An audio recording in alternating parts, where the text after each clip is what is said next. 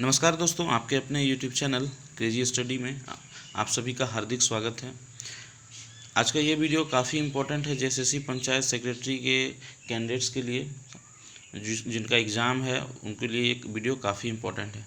जो भी आपका कन्फ्यूजन है वो सारा कुछ इस वीडियो पे हम बताएंगे। जैसे कि आपका जो पोस्ट प्रेफरेंस रिलेटेड जो भी क्वेरीज है, बहुत सारा क्वेरीज मेरे को आया है, वो सारा उसके बारे में सारा बताएंगे। साथ ही साथ उसके अलावा कुछ ऐसी इन्फॉर्मेशन जो आप नहीं जानते हैं वो भी बताएंगे। ईमेल रिलेटेड जो डाउट है, बैक स्पेस रिलेटेड जो भी डाउट है, सारा कुछ बताएंगे इस वीडियो पे। तो वीडियो को शुरू से अंत तक देखिएगा, आपका सारा डाउट क्लियर हो जाएगा। साथ ही साथ अगर आपको कुछ भी एक्स्ट्रा डाउट है तो आप मुझे कमेंट बॉक्स पे कमेंट कीजिएगा, मैं उससे नेक्स्ट वीडियो पे ज़रूर से ज़रूर बता दूंगा। तो चलिए मैं वीडियो को स्टार्ट करता हूँ। तो वीडियो स्टार्ट करने से पहले आप सभी से रिक्वेस्ट है कि अगर आप मेरे चैनल पे नए आए हैं तो मेरे चैनल को सब्सक्राइब कीजिए, साथ ही साथ बेल आइकन को प्रेस कीजिए ताकि आपको हर नोटिफिकेशन मिलता रहे किसी भी कम्पिटिटिव एग्जामिनेशन का। देखिए, सबसे पहले आपको जाना है, नीचे पे देखिएगा जेएसएससी का ऑफिशियल वेबसाइट पे जाने के बाद यहाँ पे व्यू ऑल कीजिएगा। तो यहाँ पे आपका जो ऑनलाइन लिंक आया था उस पर जाना है, आपको जो टेस्ट लिंक आया था वहाँ पे जाना है।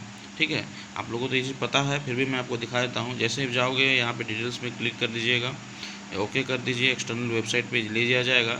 इस टाइप का आपका खुल जाएगा। यहाँ से आप दो चीज़ कर सकते हो। पहला तो मॉडल सीपीटी डाउनलोड कर लीजिए, जो कि मैंने इसका एक वीडियो बनाया हुआ है चैनल पे, आसमा मैडम के द्वारा बनाया गया है, उसे आप देख लीजिए, नहीं देखा है तो। उसके बाद जो आपका एलडीसी की जो टाइपिंग टेस्ट है उसके लिए कुछ इंपॉर्टेंट जो बात है उससे मैं आपको बताता हूँ। देखिए, यहाँ से जो लॉगिन का है, यहाँ पे आप जैसे लॉगिन पे क्लिक करोगे तो कुछ इंस्ट्रक्शन आपको आएगी। उस इंस्ट्रक्शन में जो भी थोड़ा बहुत जो आपको डाउट है इंस्ट्रक्शन रिलेटेड, वो मैं आपको बताता हूँ। इंस्ट्रक्शन में आपको इसमें लॉगिन में आपको क्या करना है, अपना आपको रजिस्ट्रेशन नंबर, जो भी आपका एप्लीकेशन नंबर था वही आपका रजिस्ट्रेशन नंबर है। ठीक है, तो रजिस्ट्रेशन नंबर डालना है। उसके बाद आपको अपना डेट ऑफ बर्थ यहाँ डालना है। चलिए मैं आपको लॉगिन करके दिखा देता हूँ, उसमें क्या क्या इंस्ट्रक्शन है, वो सारा कुछ उसमें क्या डाउट है वो सब बताता हूँ। तो इस टाइप से आपका खुल जाएगा। ठीक है, उसमें हिंदी इंग्लिश दोनों में आपका ये दिया हुआ है, इंस्ट्रक्शन दिया हुआ है, उसे आप पढ़ सकते हैं। ये सबसे पहले बता दूँ कि इसमें 25 वर्ड पर मिनट के आपको टाइपिंग टेस्ट होगी। ठीक है, इसमें कुछ भी ऐसा मेंशन नहीं है कि कितने क्या वर्ड्स के होंगे। ठीक है, बाकी जो इंस्ट्रक्शन है मैं आपको बता देता हूँ। देखिए, सबसे पहला है कि आपको जो भी फंक्शन की है वो फंक्शन की का उपयोग आपको करना नहीं है। जितने भी आपके फंक्शन की F1 से F10 तक जो भी फंक्शन की है वो आपको उपयोग करना नहीं है। साथ ही साथ जो आपका टैब बटन होता है ना, देखिएगा टैब बटन लेफ्ट साइड में आपका होता है। ठीक है, इसके स्केप के सेकंड लास्ट में होता है नीचे में। ठीक है, तो उसे भी आपको यूज़ नहीं करना है। उसके जगह आप स्पेस बार का यूज़ कीजिए, स्पेस बार का यूज़ करना है, उन्होंने साफ मेंशन कर दिया है 2 नंबर पॉइंट पे।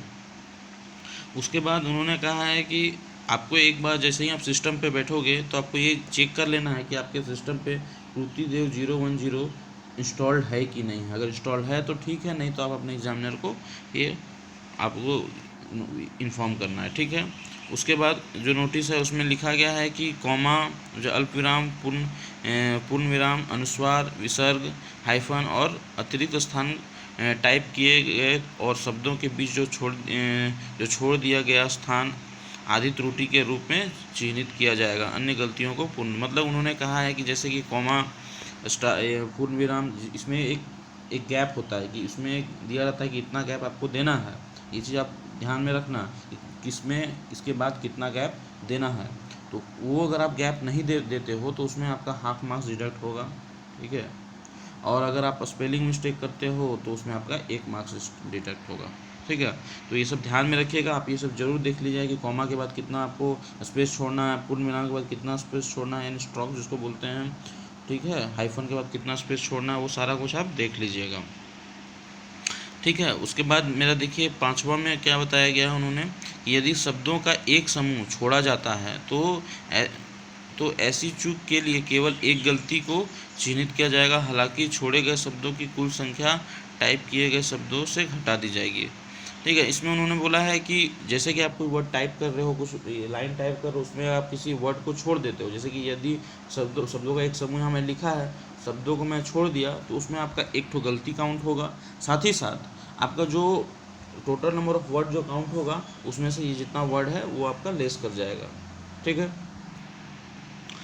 उसके बाद जो उसके बाद जो पॉइंट है उसमें लिखा गया है, यदि शब्दों का एक समूह गलत तरीके से दोहराया जाता है तो ऐसी पुनरावृत्ति के लिए केवल एक गलती को चिन्हित किया जाएगा, हालांकि दोहराए गए कुल शब्दों का टाइप किए गए शब्दों के लिए नहीं गिना जाएगा। मतलब कि अगर आप कोई वर्ड को डबल बार टाइप कर देते हैं तो उसमें आपका एक गलती माना जाएगा, और उसमें उसका जो सेकंड और टाइप किए हैं उसको वर्ड में, टोटल वर्ड में गिनती नहीं होगा।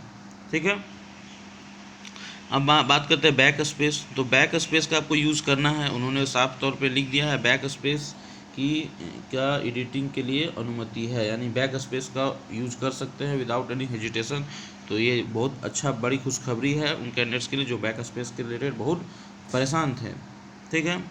उसके बाद प्रवेश कुंज यानी इंटर की केवल पैराग्राफ बदलने के लिए अनुमति है, यानी इंटर की जो आप यूज़ करोगे वो बस पैरा चेंज करने के लिए यूज़ करना है। ठीक है। आपको एक बार टाइपिंग टेस्ट होगा, दोबारा आपका टाइपिंग टेस्ट नहीं होगा, यानी अगर आपको एक वन टाइम चांस मिलने वाला है, अगर आप उस चांस में अगर आप फेल कर जाते हो तो आपको दोबारा ऑप्शन नहीं मिलेगा। ठीक है। तो ये इंस्ट्रक्शन था। अगर आपको ये इंस्ट्रक्शन अगर हिंदी में समझ में नहीं आया तो आप इंग्लिश पे देख सकते हो यहाँ से स्क्रीनशॉट लेके। ठीक है। उसके बाद बात कर लेते हैं, देखिए किस टाइप का इंटरफेस खुल के आएगा। इस टाइप से आपका खुल के आएगा, उसमें आपको ये टाइपिंग इस तरह से आपको टाइप कर देना है। ठीक है। इस टाइप से आपको टाइप कर देना है, ये आपका टाइपिंग हो जाएगा। यहाँ मतलब कि आपका ये आपको यहाँ पे दिया हुआ है। ठीक है। क्वेश्चन कंटेंट मतलब कि आपका स्क्रीन पे ही क्वेश्चन दिया रहेगा, यहाँ आपका स्क्रीन पे क्वेश्चन दिया हुआ है, नीचे आपको टाइपिंग करना है। तो काफ़ी अच्छा है। ये जो प्रॉब्लम था बहुतों को कि क्वेश्चन पेपर पे देगा या क्या पे देगा, तो ये आपका डाउट खत्म हो जाना चाहिए, क्योंकि आपका जो क्वेश्चन पेपर रहेगा वो स्क्रीन पे ही ऊपर डिस्प्ले करेगा, नीचे आपको टाइप करना है। ठीक है। तो काफ़ी अच्छा है। और देख सकते हैं कुछ ज़्यादा हार्ड वर्ड नहीं उन्होंने दिया हुआ है, नॉर्मल वर्ड है, ज़्यादा आपको टेंशन लेने की ज़रूरत नहीं है। ये लमसम हमको 250 वर्ड लग रहा है। 250 वर्ड होगा तो आप मिनिमम, जैसा मैंने आपको बताया था 250 वर्ड, तो बहुत लोग कमेंट किए थे कि आपको कैसे पता चला, आप झूठ मूठ का वीडियो बनाते हो। 200 से 250 वर्ड रहेगा ही मिनिमम, आप देख सकते हो। लेकिन आपको मेन यहाँ देखा जाएगा 25 RPM का स्पीड चेक किया जाएगा। ठीक है। आप बहुत लोग है कि 25 RPM का स्पीड में लिखते, लेकिन एक्यूरेसी में उनका जो ये है वो घट जाता है, तो वो मैटर करेगा। उसके लिए आपको ध्यान रखना है ये सब चीज़ के लिए, और आपको पूरा टाइप करना है कंटेंट। ठीक है। चलिए अब बात करते हैं जो सबसे बड़ा डाउट है आप लोगों के बीच में कि किसको कौन कौन सा टेस्ट देना है, और अगर वो बच्चे टाइपिंग में पास कर जाते हैं और उनका मार्क्स कम है, क्या होगा उनका या नहीं होगा, वो सारा कुछ इस वीडियो पे बताएंगे। सबसे पहले मैं आपको पोस्ट प्रेफरेंस का जो एक मेरे पास फ़ोटो है वो मैं आपको दिखाता हूँ, उसके आधार पर मैं आपको समझाता हूँ। ठीक है। सब देखिए ये है आपका जो अपने जब अप्लाई किए थे फॉर्म, तो इस टाइप का प्रेफरेंस आपके सामने आया होगा। ठीक है। तो इस टाइप से अपने प्रेफरेंस दिया होगा।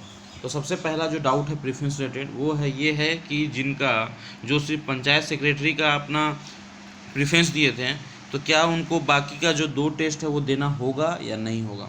तो सीधा सा मैं आपको बता दूं, अगर आपने सिर्फ पंचायत सेक्रेटरी का फॉर्म में ये प्रेफरेंस में दिया हुआ है तो आपको सिर्फ और सिर्फ कंप्यूटर टेस्ट होगा, बाकी कोई टेस्ट भी नहीं होगा आपका। ठीक है। उसके बाद बहुत लोग क्या किए हैं कि पंचायत और एलडीसी का प्रेफरेंस दिए हैं और स्टेनोग्राफर का प्रेफरेंस नहीं दिए हैं। जैसे कि देखिए ये इन्होंने क्या किया है, इन्होंने सारा प्रेफरेंस दिया हुआ है। देखिए लास्ट में स्टेनोग्राफर का भी प्रेफरेंस दिया हुआ है। ठीक है। अगर आप सिर्फ पंचायत सेक्रेटरी और एलडीसी का प्रेफरेंस देते हैं तो आपको सिर्फ टाइपिंग टेस्ट देना होगा और स्किल टेस्ट देना, कंप्यूटर स्किल टेस्ट देना होगा। जो आपका जो शॉर्ट हैंड टेस्ट है वो आपको देना नहीं पड़ेगा, लेकिन जिस बंदे का ये फॉर्म का प्रेफरेंस है उस बंदे को ये सारा कुछ देना पड़ेगा, यानी तीनों टेस्ट आपको देना पड़ेगा। इस computer typing test, skill test और आपका शॉर्ट हैंड। ठीक है। कंप्यूटर टेस्ट, टाइपिंग टेस्ट और शॉर्ट हैंड तीनों देना पड़ेगा। ठीक है। तो आपको तीनों का प्रिपरेशन करना होगा। अब सबसे बड़ा चीज़ है कि मान लीजिए इन्होंने सारा प्रेफरेंस दिया, सबसे लास्ट जो प्रेफरेंस दिया वो स्टेनोग्राफर का दिया है। अगर उनका कहना है कि अगर वो शॉर्ट हैंड में फेल कर जाते हैं तो क्या वो आउट हो जाएंगे इससे, तो नहीं, ऐसा बिल्कुल भी नहीं है। अगर आप किसी एक में ही फेल करते हैं तो उससे नहीं है, बाकी जो आपने जो प्रेफरेंस दिया हुआ है उसमें आपको देखा जाएगा। ठीक है। मान लीजिए किसी ने पंचायत सेक्रेटरी का सिर्फ फर्स्ट प्रेफरेंस दिया है और बाकी सेकंड थर्ड में प्रेफरेंस दिया, अगर वो टाइपिंग टेस्ट में फेल हो जाते हैं या फिर शॉर्ट हैंड फेल होता है तो वो उनका चांसेस बना हुआ है, ये टेंशन लेना नहीं है। मान के चलिए एक बंदा है, वो वो सारा प्रेफरेंस इसी दिया हुआ है इस टाइप से, ठीक है। दूसरा भी बंदा यही टाइप का प्रेफरेंस दिया हुआ है, इसी टाइप से दिया हुआ है प्रेफरेंस। अगर जो पहला आदमी है वो उसका 430 मार्क्स है और दूसरा जो आदमी है उसका 370 मार्क्स है, दोनों क्वालिफाई हुए हैं, ठीक है। तो जब जब आप लोग दोनों टेस्ट दे दोगे तो बस क्वालिफाई करना है आपको। क्वालिफाई करने के बाद क्या होगा, आपके मार्क्स जिसका ज़्यादा मार्क्स रहेगा उन लोगों का पहले प्रेफरेंस देखा जाएगा। जैसे कि इनका प्रेफरेंस है पंचायत सेक्रेटरी, अगर उन्होंने स्किल टेस्ट पास किया है, कंप्यूटर स्किल टेस्ट, तो वो इसके लिए एलिजिबल हो गए, फर्स्ट प्रेफरेंस जो मिला है उनको। मान लीजिए यही आदमी अगर पंचायत सेक्रेटरी का प्रेफरेंस छोड़ के एलडीसी का प्रेफरेंस फर्स्ट में दिया रहता और वो दोनों में क्वालिफाई होता तो वो उसका एलडीसी का सीट रिजर्व हो जाता, ठीक है। और मान के चलिए वो स्किल वो जो टाइपिंग टेस्ट में फेल कर गया और आपका स्किल पंचायत सेक्रेटरी में जो स्किल टेस्ट है, कंप्यूटर टेस्ट है, उसमें पास कर गया, तो और उसका मार्क्स 430 है और एक जो क्वालिफाई हुआ है पंचायत सेक्रेटरी उसका मार्क्स 370 है, तो जो उसका 430 मार्क्स है तो उसका पहले होगा, ना कि 370 मार्क्स है वो कैंडिडेट्स का पहले होगा, ठीक है। कोई डाउट तो नहीं होना चाहिए। अब बात आती है कि कंप्यूटर स्किल टेस्ट में हम लोग जो दे रहे हैं उसमें आपका 4 सेक्शन है, MS एक्सेल, वर्ड और पावर पॉइंट और ईमेल, ठीक है। बहुत कोई का कहना है कि अगर हम ईमेल नहीं भेज पाते हैं तो क्या मैं एग्ज़ाम से आउट हो जाऊंगा, तो नहीं, बिल्कुल भी नहीं।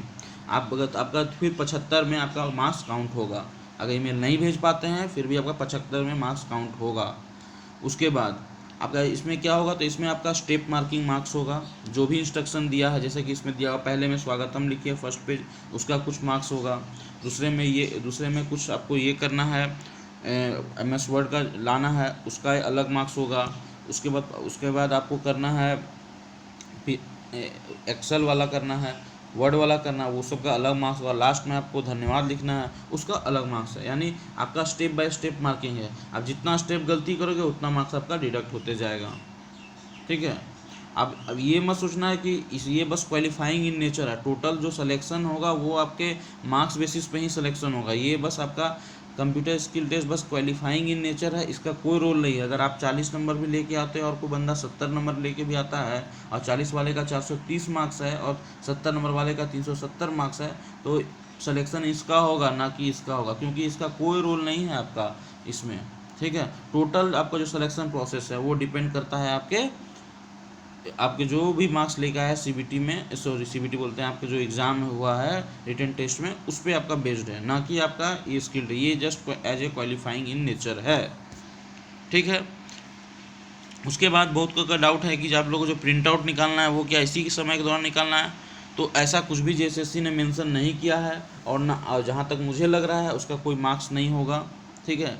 उसका अलग से कुछ होगा, आपको उस टाइम के बाद से आपको निकालना है, ठीक है। उसके बाद जो रोल नंबर वगैरह है वो आपको डालना है, वो सब देख लीजिएगा। डालना आपको वहाँ पे जैसे ही आप एग्ज़ाम में एंटर करोगे, आपका जब आपका जो एडमिट कार्ड आएगा उसमें सारा इंस्ट्रक्शन आपको दिया रहेगा, ठीक है।